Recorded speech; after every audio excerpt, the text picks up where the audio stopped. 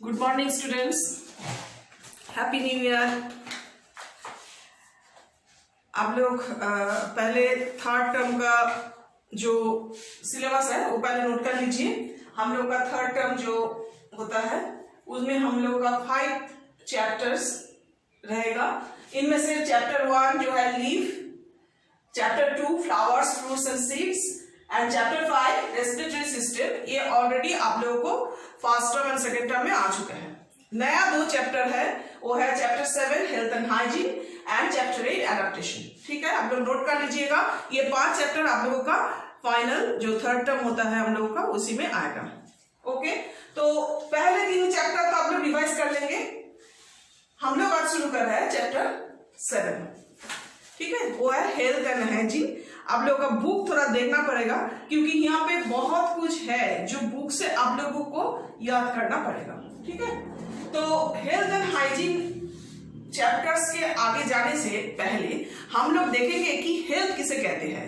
Health मतलब हम लोग जानते हैं कि हम लोग का बॉडी ठीक ठाक रहेगा, लेकिन बॉडी से ही मतलब नहीं है। तो आप लोग WHO का नाम सुने हैं। हु जो है एक यूनाइटेड नेशन का एक ऑर्गन्स है। आप लोग सिविक्स में हिस्ट्री के साथ जो सिविक्स है उसमें इसके बारे में ज्यादा जानकारी आप लोगों को मिलेगा। ये जो हु है WHO, ये वर्ल्ड हेल्थ ऑर्गेनाइजेशन है। ये सारा दुनिया भर में हेल्थ रिलेटेड कोई भी प्रॉब्लम्स ये अगर होता है तो ये गाइड करता है। तो ये हु जो है ये आप लोगों के लिए हेल्थ का एक डेफिनेशन दिया है जो कि आप लोगों को बुक में दिया है और वो आप लोगों को कंप्लीट वहां से ही जैसे लिखा है ऐसे ही आप लोगों को याद करना पड़ेगा। तो आप लोग वो दाखिला कर लीजिए। According to World Health Organization, health is defined as a state of complete physical, mental and social wellbeing and not merely the absence of disease और इन्फर्मिटी। यहाँ तक ठीक है। तो ये है वर्ल्ड हेल्थ ऑर्गेनाइजेशन के हिसाब से हम लोग का हेल्थ का डेफिनेशन क्या है। Health is defined as a state of complete physical, mental and social wellbeing and not merely absence of disease और इन्फर्मिटी। मतलब कोई डिजीज तो नहीं रहना चाहिए। एक आदमी के बॉडी में अगर कोई डिजीज नहीं रहे तभी हम लोग उसको हेल्दी नहीं कह सकते हैं। हेल्दी उसी को कहते हैं जिसका फिजिकल मतलब उसका बॉडी फिट रहना चाहिए। ठीक है, बॉडी में कोई प्रॉब्लम्स नहीं रहना चाहिए। नेक्स्ट है मेंटल हेल्थ मतलब एक आदमी का बॉडी बहुत खूबसूरत है, ठीक ठाक है, लेकिन अगर उसका मेंटल कंडीशन ठीक नहीं है, मेंटल हेल्थ फिर ठीक नहीं रहने से भी उसको हम लोग हेल्दी पर्सन नहीं कह सकते। और सोशल मतलब सोशल वेलबीइंग मतलब सोसाइटी के लिए अच्छा, मतलब कि सोसाइटी में उसको एक दूसरे के साथ रिलेट करने में, दूसरों के साथ बात करने में या रहने से कोई प्रॉब्लम नहीं होना चाहिए। बिहेवियर जो है वो भी ठीक रहना चाहिए। वो कोई गुंडा बदमाश चोर ऐसा नहीं होना चाहिए। तो ऐसे इसी को कहते हैं सोशल हेल्थ। तो सोशल वेलबीइंग मतलब अच्छा जो सोसाइटी के लिए, इसको भी हम लोग हेल्थ के अंदर में डाले हैं। तो physical and mental and social wellbeing होना चाहिए। फिर उसका बॉडी में कोई प्रॉब्लम डिजीज नहीं रहना चाहिए, तभी वो एक हेल्दी पर्सन, उसका हेल्थ ठीक है ये माना जाएगा। ठीक है, फिर यहाँ पे एक चीज आता है कि डिजीज कैसे हम लोग कहेंगे। डिजीज मतलब एक ऐसा कंडीशन जिसमें आप लोगों का बॉडी का जो नॉर्मल फंक्शन होता है उसमें कोई प्रॉब्लम आए। अगर आपका बॉडी का फंक्शन ठीक ठाक से नहीं हो रहा है तभी वो डिजीज कहेंगे। ठीक है, और ये सारा ठीक ठाक कैसे रह सकता है। हम लोग अगर अच्छी तरह से खाना खाए, साफ सुथरा खाना, साफ सुथरा पानी, हवा ठीक रहना चाहिए, आसपास का जो चार पास आप लोग का जहां रहते हैं वो क्लीन रहे, ठीक रहे, फिट रहे आपके हेल्थ के लिए, तभी आप लोग ये ऐसे एक हेल्दी पर्सन बन सकते हैं। तो हेल्दी पर्सन बन सकते हैं कैसे, ये जो सराउंडिंग्स क्लीन कैसे रखेंगे, खुद को क्लीन कैसे रखेंगे, ये बाद में हम लोग देखेंगे। पहले देखते हैं ये जो डिजीज होता है ये किस किस टाइप का होता है। यूजुअली हम लोग इसको 2 डिवीजन करते हैं। एक है कम्युनिकेबल डिजीज, दूसरा है नॉन कम्युनिकेबल डिजीज। ठीक है, डिजीज 2 तरह की होता है, कम्युनिकेबल एंड नॉन कम्युनिकेबल। तो पहले हम लोग यहाँ पे नॉन कम्युनिकेबल डिजीज क्या है, कैसे वो फैलते हैं ये देखेंगे। तो नॉन कम्युनिकेबल डिजीज क्या है। नॉन कम्युनिकेबल मतलब कि जो एक पर्सन से दूसरी पर्सन से फैलाता नहीं है। ठीक है, इसको कहते हैं नॉन कम्युनिकेबल डिजीज। तो ये नॉन कम्युनिकेबल डिजीज कैसे फिर हो सकता है। अगर एक आदमी आदमी से दूसरे आदमी से नहीं फैलता है। तो कैसे फैलते हैं? ये फैलते हैं कि अगर आप लोगों का बॉडी में कोई प्रॉब्लम हो, डेफिशिएंसी हो, या कोई खाने में गड़बड़ी हो, कि या डाइजेशन में कोई प्रॉब्लम हो, या जो खाना आप लोग खा रहे हैं उसमें कोई कमी हो, तो आप लोगों को ये नॉन कम्युनिकेबल डिजीज हो सकता है। तो देखिए कैसे कैसे ये डिजीज आप लोगों को दिया है। एक है न्यूट्रिशनल डेफिशिएंसी डिजीज। पहला जो है न्यूट्रिशनल, मतलब हम लोग जो न्यूट्रिएंट्स लेते हैं, आप लोग जानते हैं कि हम लोग खाने के साथ कार्बोहाइड्रेट, प्रोटीन, फैट, विटामिन और मिनरल्स, ये 5 तरह की न्यूट्रिएंट्स हम लोग खाना के साथ लेते हैं। तो खाना जो खाते हैं फूड में यही 5 न्यूट्रिएंट्स रहते हैं, लेकिन इसका कोई भी एक चीज कम होने से हम लोगों का कई तरह की बीमारी हो सकता है, उसको कहते हैं न्यूट्रिशनल डेफिशिएंसी डिजीज। तो पहले देखिए, प्रोटीन अगर कम हो तो, प्रोटीन अगर कम होगा तो प्रोटीन आप लोग जानते हैं कि बच्चे लोगों के लिए बहुत जरूरी है, क्योंकि वो ग्रो अप कर रहा है, ये बॉडी बिल्डिंग फूड है, उसका बॉडी बिल्ड अप करने में प्रोटीन मदद करता है। तो बॉडी बिल्डअप ज्यादा से ज्यादा छोटे बच्चे को होते हैं, 1 से लेकर 5 इयर्स तक जो बच्चे होते हैं उनका बॉडी जल्दी जल्दी ग्रो अप करते हैं। तो उसका बॉडी में अगर प्रोटीन की कमी हो तो उसका जो डिजीज हो सकता है उसका नाम है क्वाशिकर।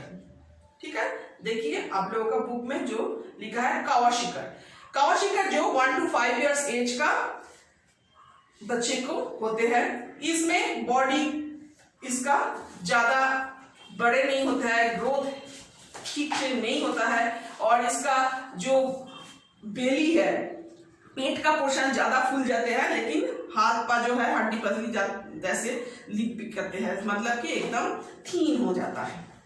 नेक्स्ट है carbohydrate deficiency. Protein and carbohydrate ये दोनों की डेफिशिएंसी से और एक डिजीज हो सकता है, वो है मरसमस डिजीज। ये मरसमस डिजीज बिलो 1 ईयर का एज का जो चिल्ड्रन होता है उसके अंदर होता है, क्योंकि वो लोग ज्यादा बाहर का खाना खाना शुरू करते हैं, और उसको अगर सही मात्रा से कार्बोहाइड्रेट नहीं मिलेगा तो उसकी काम करने का जो एनर्जी लगता है, बच्चे लोग बहुत दौड़ भाग करते हैं, तो काम तो नहीं करते हैं लेकिन भागा दौड़ी करते हैं, लेकिन ये बच्चे देखोगे कि इतना भागा दौड़ी नहीं कर रहा है, उसका बॉडी ठीक से ग्रोथ नहीं हो रहा है, वो थक जाते हैं, ज्यादा देर तक सो जाते हैं, और खाना जो खाते हैं उसमें भी उसका कोई दिलचस्प नहीं होता है।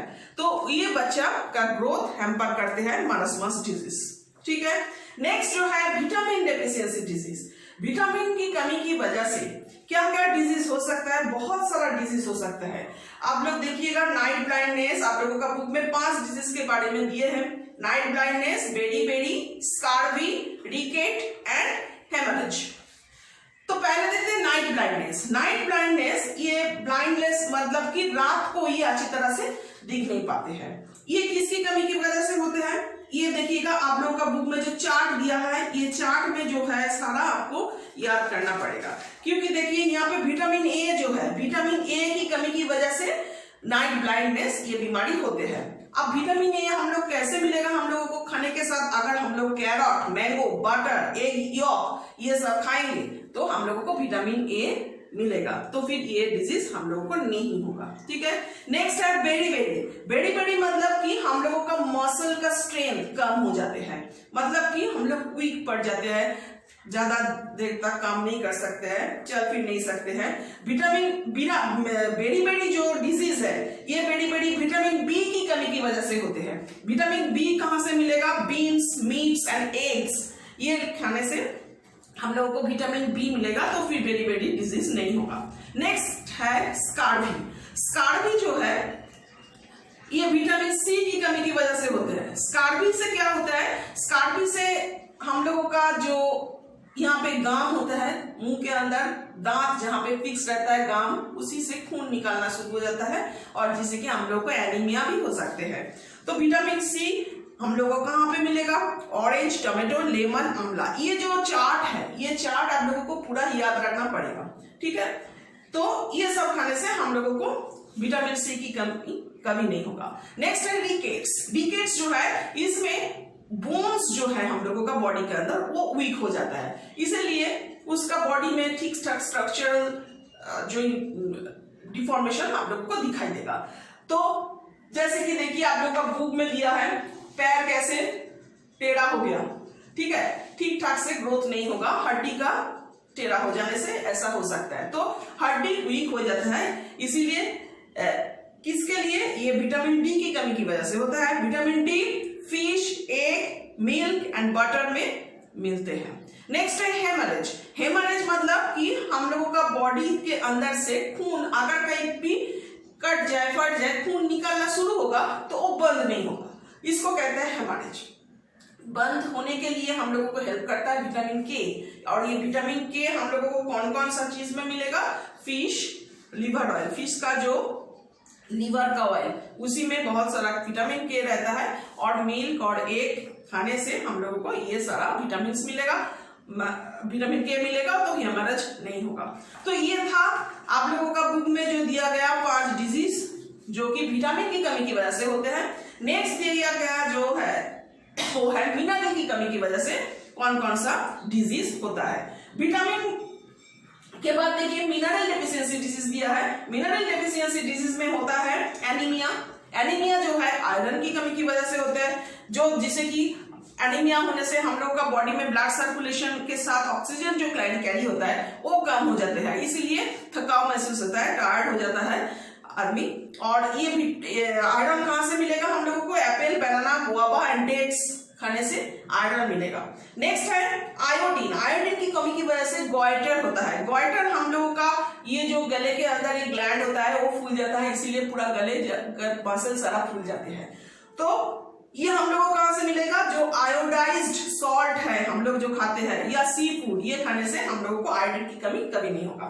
नेक्स्ट है कैल्शियम। कैल्शियम हम लोगों का बोन्स एंड मसल्स एंड दांत का जो स्ट्रक्चर होता है वो अच्छी करने में मदद करता है। तो अगर कम होगा तो ये हड्डी ठीक नहीं रहेगा, दांत गिर जाएगा, टूट जाएगा। और ये कैल्शियम हम लोगों को egg, milk and dairy products से मिल सकते हैं। नेक्स्ट है फॉस्फोरस। फॉस्फोरस देखिए, फॉस्फोरस हम लोगों को ये भी बोन्स के लिए जरूरत है। बोन्स अच्छी रखने के लिए हम लोगों को milk, green vegetables and egg का यॉक खाने से हम लोग को फॉस्फोरस मिलेगा।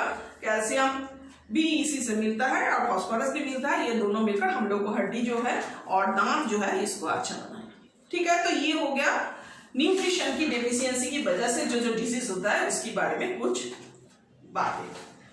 नेक्स्ट है और एक मेटाबॉलिक डिजीज। मेटाबॉलिक डिजीज मतलब कि जो कि हम लोगों का बॉडी में हम लोग जो खाना खाते हैं, डाइट लेते हैं, बैलेंस डाइट ले, तब भी हम लोगों का बॉडी में जो हजम होने का बात है, डाइजेशन का प्रॉब्लम अगर होगा तो एक प्रॉब्लम है जो कि हम लोगों का बॉडी में एक ग्लैंड की खराब हो जाने से होता है, जिसका नाम है डायबिटीज। डायबिटीज जो है ये नाम आप लोग सुने होंगे क्योंकि घर में बहुत सारा लोग डायबिटीज होता है। हम लोगों का इंडिया में इतना सारा डायबिटीज होता है सब लोग को कि diabetes capital of the world कहते हैं हम लोगों का कंट्री को।